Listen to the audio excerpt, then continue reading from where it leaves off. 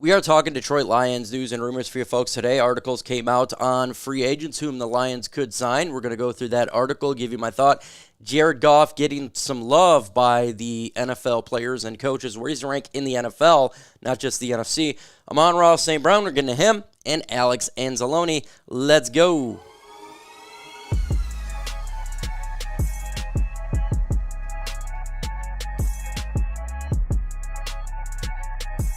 Subscribe to the channel even if you don't want to watch me. Why? Because we're going to have other content creators. All of Lions Nation Unite, from Anthony, Roar to Lions UK, Speakeasy, Spenmo Rax, Herman Moore, everybody. Dan, Kurt, Dose of Dion King, everyone that you can think of eventually is going to be on here, just waiting for the stuff to get done that I don't deal with. So let's go through these articles here. We're going to start with the All NFC North linebackers. I have not seen who's on this list. I just know it's the All NFC North team of linebackers. Did the Lions get some loves? And it looks like Anzalone's about to.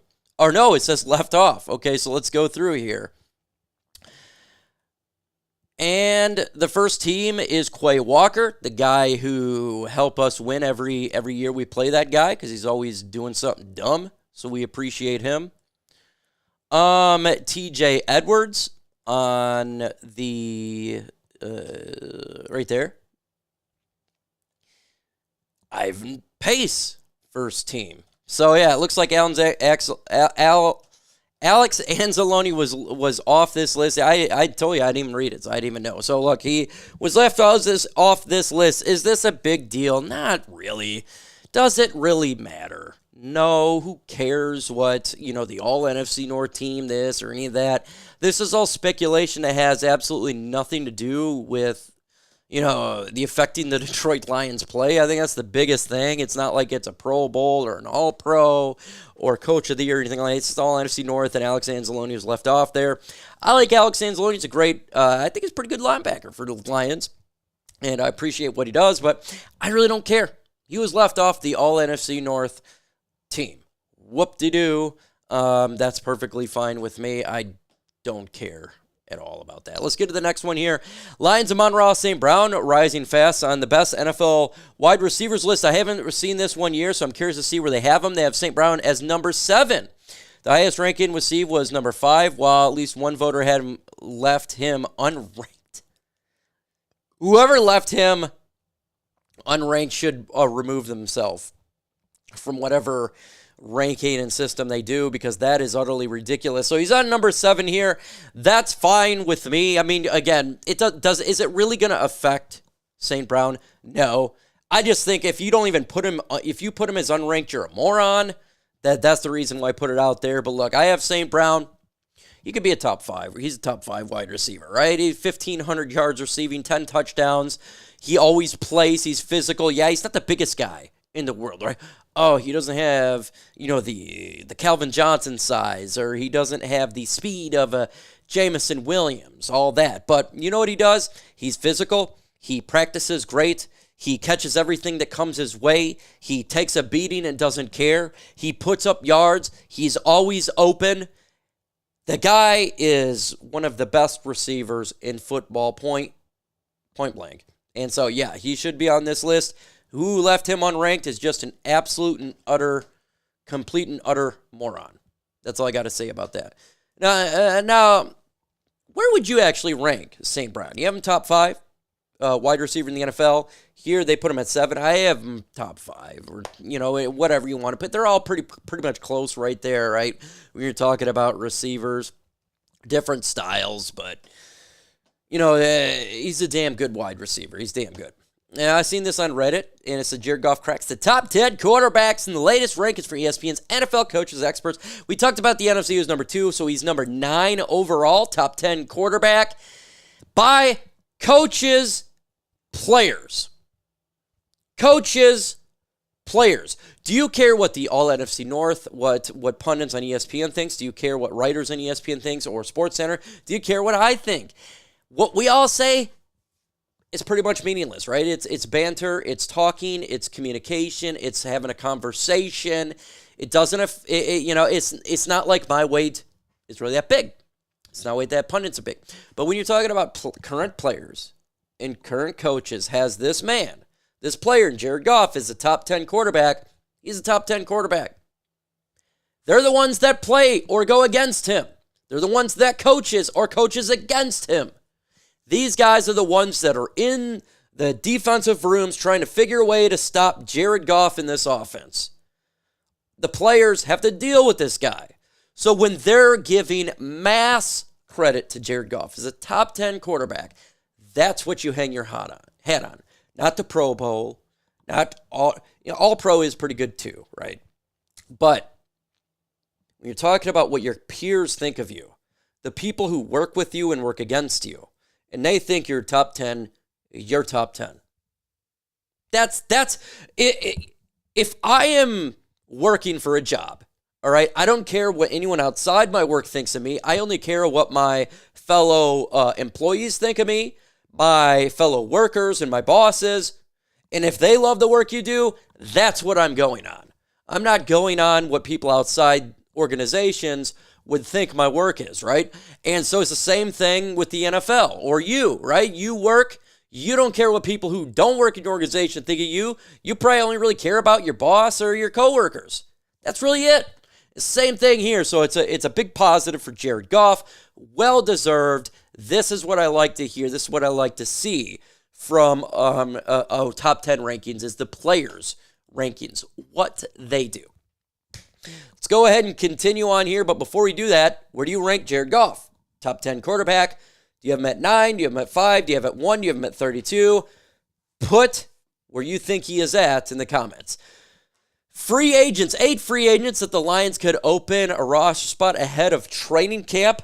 I only seen one name really quick, so I scrolled through it quick, so I haven't even seen the names. It was the Tracy Walker one. That's where it's on my thumbnail, but let's get into here and talk about 8 players they say.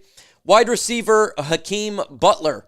Yeah, you look, he could be an option for the Lions, right, to compete to make the roster. It's probably 5 or 6 wide receivers. You could bring a Butler in here to compete to see if he can make a roster spot. I think he could. He would be competing with the Antoine Green of the world, right?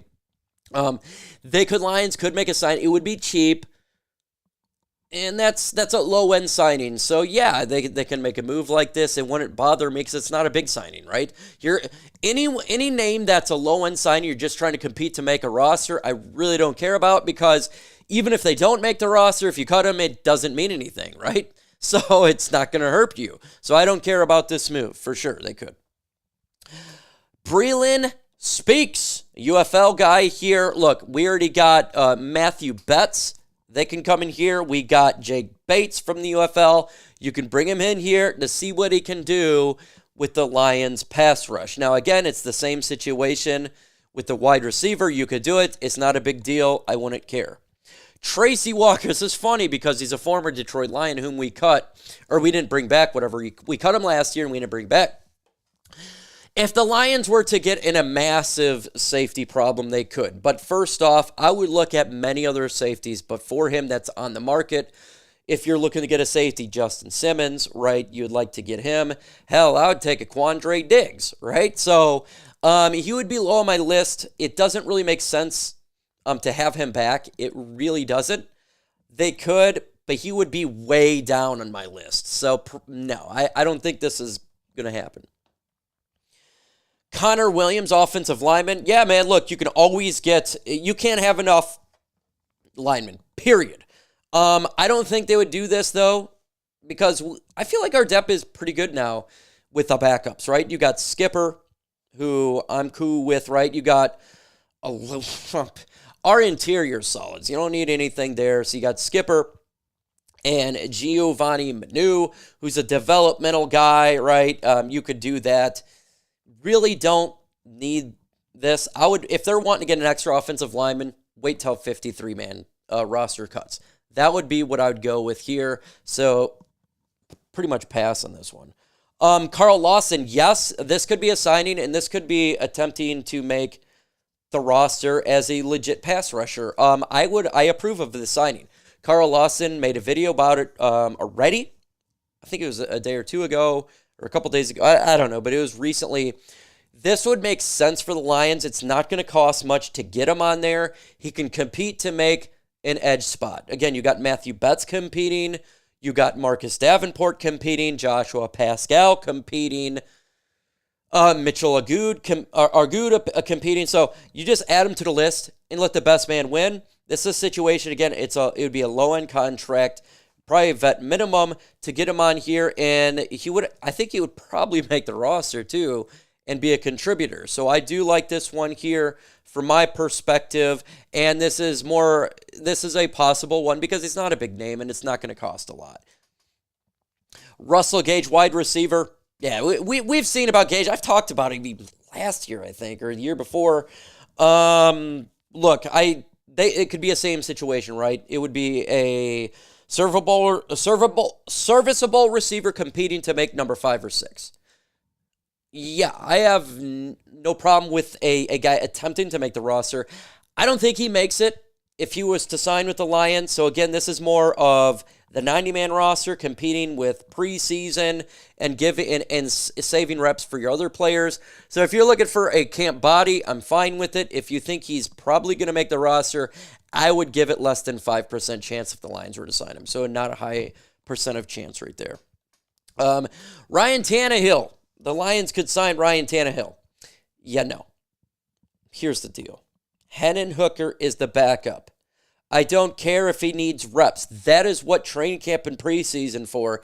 He's got plenty of time to get the reps, okay? We have an inexpensive backup quarterback in Hendon Hooker who is better than Ryan Tannehill. Yes, Ryan Tannehill is a starter, and he has starter experience. There's a reason he's a free agent, okay? We don't need to have a Ryan Tannehill. That's only if if Jared Goff went down for a couple of weeks, right? Or like say in the season, 4 weeks in the season. Okay, you can bring in a quarterback to back up a Hendon Hooker, but you already got Nate Sudfeld, right? And he's going to be on the practice squad. So no, I don't see a situation the Lions bringing Ryan Tannehill.